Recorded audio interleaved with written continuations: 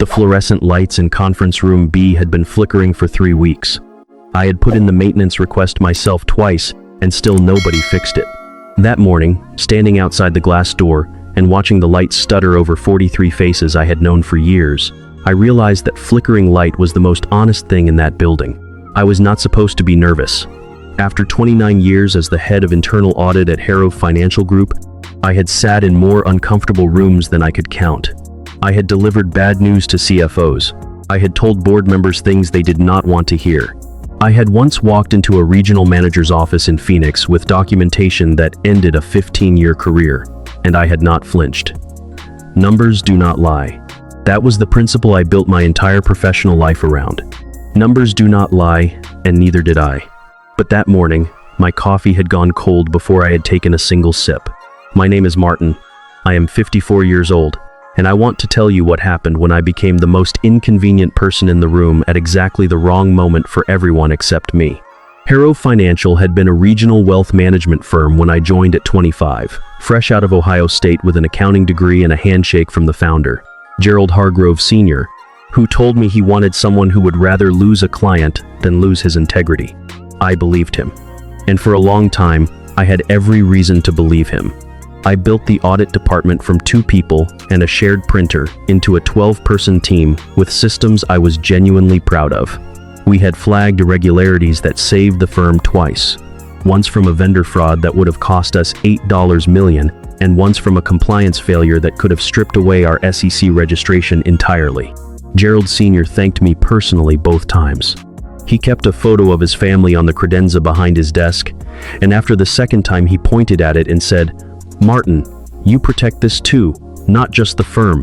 Then Gerald Sr. retired 6 years ago. His son, Gerald Jr., everyone called him Gurr, and honestly, that always felt like a warning, took over as CEO. Gurr was 41, had an MBA from Wharton, and had spent the previous decade at a private equity firm in New York, learning how to make things look better than they were. He was not incompetent, but really, that was the problem. Incompetent people are easier to manage. Gurr was smart enough to know exactly which questions not to ask.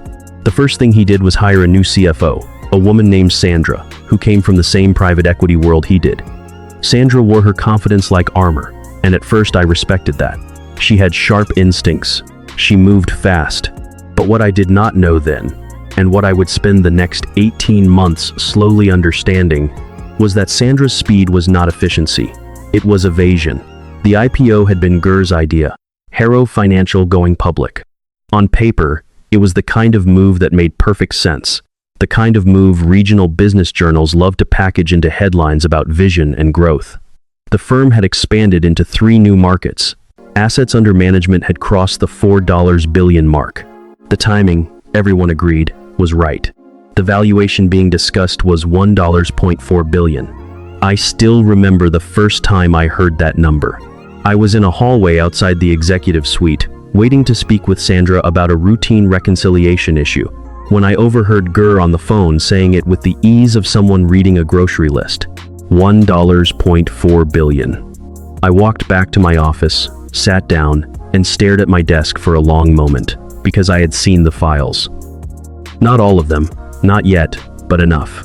Enough to know that our reported performance in 3 of the new regional markets had numbers that did not match the underlying client activity data I had access to through routine audit cycles. The discrepancies were not enormous one by one. That is what made them dangerous. They looked like the sort of thing people explain away. Timing differences, classification choices, methodology variations. But there were too many of them, and they were distributed too consistently across the same reporting periods, and every single one of them tilted in the same direction.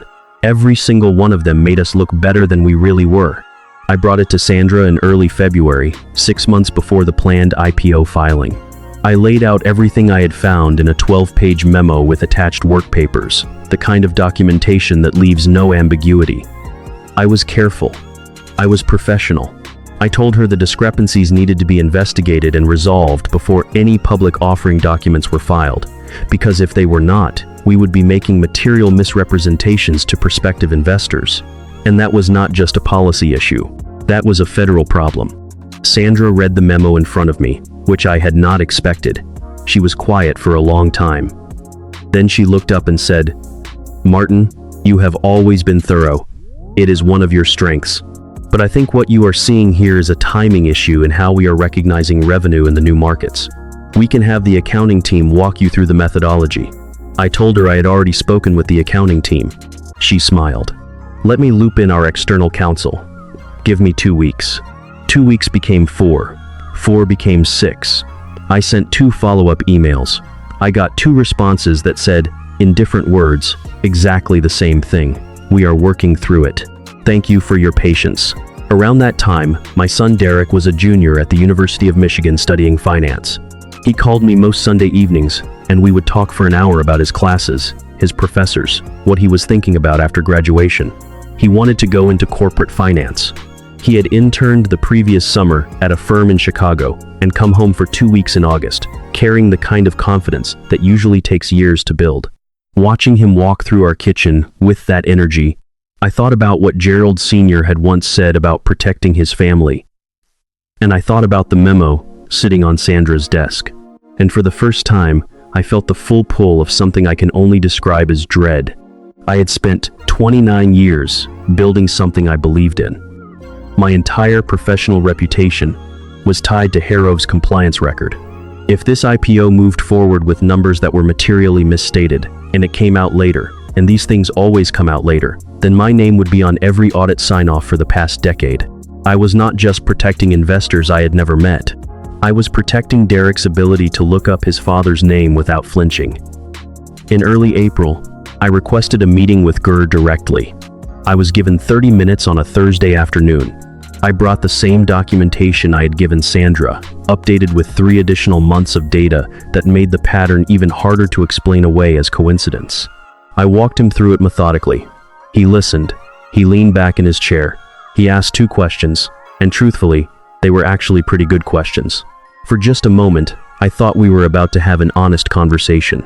Then he said, "Martin, I hear you, and I want to be clear that we take compliance seriously here. But I have had our external advisors look at this, and they are comfortable with our methodology. I think what is happening is that you are applying an audit lens to a revenue recognition question that is really more of an accounting policy decision. Does that make sense?" I told him it did not. He nodded slowly. The way people nod when they have already made their decision and are only waiting for you to stop talking. 3 weeks later, Sandra called me into her office and told me my role was being eliminated as part of a restructuring. The audit function would be absorbed into the finance team under a new vice president of finance and compliance, a position that had already been posted on LinkedIn. I would be receiving a severance package. My last day was in 2 weeks. There was an HR representative in the room. She slid a folder across the table without making eye contact. I drove home and sat in my car in the driveway for 40 minutes. My wife, Carol, found me there. She knocked on the passenger window, and I unlocked the door. She got in and sat beside me without saying anything for a while. She had been with me for 26 years. She knew what my silences meant. Finally, she looked at me and said, "What are you going to do?" I told her I did not know yet. She said, "You know what you found." I told her, "Yes." Then she said, "Then you already know what you are going to do. You just have not said it out loud." That night after dinner, after the dishes were done and Carol was reading in the living room, I went into my home office. I opened my personal laptop, not the company machine I had already returned, and I started writing. I had kept personal notes throughout the entire process. Dated entries saved in a document stored in a personal cloud account, something I had done for years out of habit, not strategy. I learned early in my career that memory is unreliable, but documentation is permanent. So I documented everything, every meeting, every email I sent, every response I received, every date, every word. And I also had something else.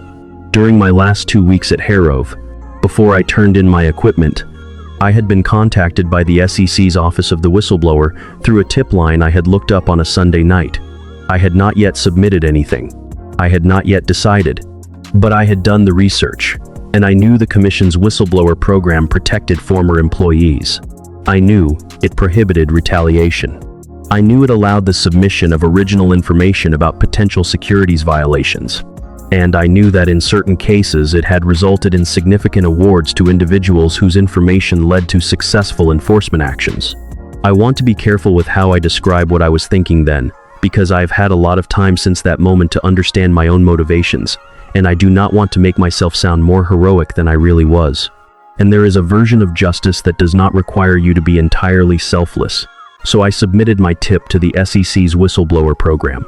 In the first week of May, I worked with an attorney, someone I found through a former colleague who had gone into securities law, and together we assembled a submission that included my dated personal notes, records of my internal communications and the non-responses, the specific data discrepancies I had identified, and a clear explanation of how I believed the reported figures deviated from actual client activity in a way that was material to any investor evaluating the IPO. Then, I waited. I found consulting work. Not much at first, but enough. A former Harrove client whose family office I had always respected reached out in June and asked whether I would do some fractional CFO work for them. It was not Harrove. It was not 29 years of institutional identity. But I went in every day and I did the work. At night I came home to Carol, we had dinner, we watched television, and honestly, I slept better than I probably deserved to. Derek came home for the summer. He knew something was wrong. He is sharp, always has been, but he did not push. He got a part-time job and spent his mornings studying for the CFA Level 1 exam he planned to take in December. Sometimes I watched him at the kitchen table, bent over his books with the same focus I remembered from when he was 12 doing math homework, and I thought about the version of this story where I said nothing, where I signed off on the audit reports, cashed my severance check, and kept my head down. I knew that version would have eaten me alive. The IPO was filed in late July. The S-1 registration statement was publicly available. I read it twice. The numbers were there in black and white, exactly as I had expected, dressed up, smoothed over, presented with the kind of confident precision that looks like transparency from a distance. But really, what I saw was something else. I saw polished language wrapped around figures I already knew were wrong. In September, I got a call from my attorney. The SEC had opened a formal investigation. She told me calmly, and then there was a pause on the line, and I realized I was gripping the phone too hard and had to consciously relax my hand. Formal SEC investigations are not fast. I want to be honest about that, because the shape of this story can make it sound cleaner than it was. It was not clean. There were months of uncertainty. There were weeks when I heard nothing. There was a conversation with Carol in November when I told her this might go nowhere, that the SEC investigates many things that never become enforcement actions, and that we needed to prepare ourselves for the possibility that the IPO would go through and nothing would happen, and I would simply be the former employee who caused trouble on his way out. She told me she had married someone who did the right thing, and that the outcome was a separate question. The IPO roadshow began in October. Then, in the second week of November, it stopped.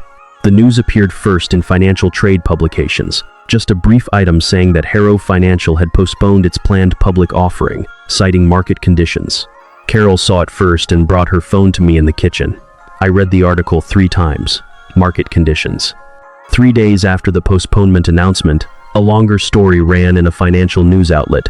Sources familiar with the matter, it said, indicated that the SEC had issued a formal request for documents to Harrove Financial Group as part of an ongoing review.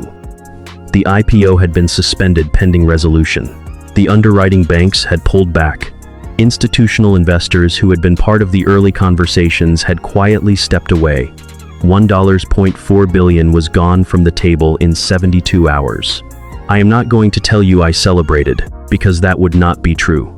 I sat in my home office and thought about the 43 people in that conference room, some of whom had families, mortgages, and children in college.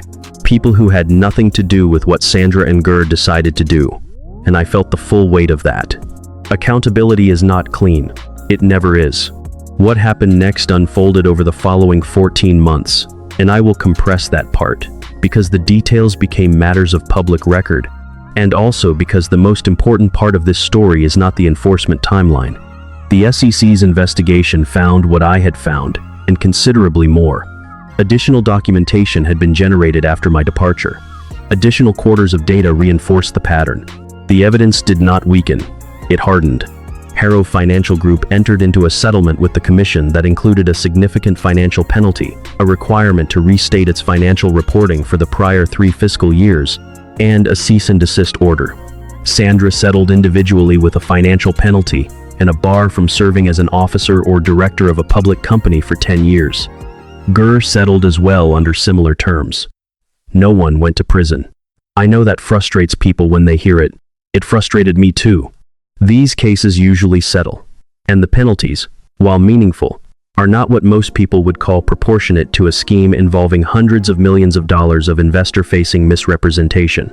That is a separate conversation about how the system works, and honestly, it is a legitimate one. But that is not the part that surprised me. About 4 months after the IPO collapsed, I received a call from a man named Robert, the managing partner of a regional accounting and advisory firm in Columbus. He had been following the Harrow situation in the trade press, but not because of the enforcement action that was still pending. He had heard my name mentioned, not in connection with the investigation, but as the former audit chief who had built Harrow's compliance infrastructure from scratch. Robert said he had heard I was consulting and asked if I would be interested in a conversation. We met for lunch. He was in his early 60s, had built his firm over 30 years, and had the kind of directness I recognized from Gerald Sr., the original version. Before any of this, he told me, he had been looking for someone to lead a new advisory practice, focused on IPO readiness and internal controls for mid-market companies going through growth transitions. He said, "Frankly, what I'm looking for is someone who has seen what can go wrong from the inside and has the professional record to back up why it matters." That's a hard combination to find. I told him what I had done. All of it. The memos, the meetings, the SEC submission. Everything. He was quiet for a moment. Then he said, "Good. That's exactly what I needed to know." I joined his firm in the spring.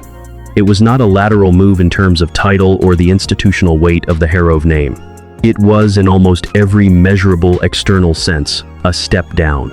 The office was smaller. The support staff was thinner. The clients were mostly companies nobody had heard of yet. I have never been happier in a professional context in my adult life. What I do now is sit across from CFOs, founders, and audit committees at companies that are thinking about going public or taking on significant outside investment, and I tell them what I know. I show them what the inside of a compliance failure looks like from the audit side. I tell them that numbers don't lie, and that the ones who usually get hurt when people try to make them lie are not the executives who made the decision. It's the employees who trusted the institution, the investors who trusted the filing, and the auditors whose names are on the sign-offs. I tell them about the memo that nobody read carefully enough. Derek passed his CFA level 1 in December of that year. He called me from Ann Arbor at 9:30 at night, just like he used to call on Sunday evenings. His voice had that same energy I had watched walk through our kitchen the previous August. He said, "Dad, I think I want to do compliance work. I think I want to do what you do." I had to put the phone down for a second. When I picked it back up, I told him I thought that was a very good idea. I think about that flickering light in conference room B. Sometimes I think about the 43 faces in the room, the folder slid across the table, the 40 minutes I sat in my driveway not knowing what to say. I think about Carol in the passenger seat and the way she already knew what I was going to decide before I said it out loud. 29 years is a long time to give to something. It is also, I've come to understand, not the most important thing you build. You build it alongside something else, something less visible, but more durable. A record of what you did when it was easier not to, of what you said when silence would have been safer, of what your son sees when he looks at you from across a kitchen table and decides what kind of person he wants to become. That's what you're really building. The numbers just help you prove it. Thank you for listening. If you found this story helpful or insightful, please comment, like, or subscribe. Let us know your thoughts. Message set. You said, Teep took. Message white. Chat GPT said, Dorroy Thung ML. Do you like this personality?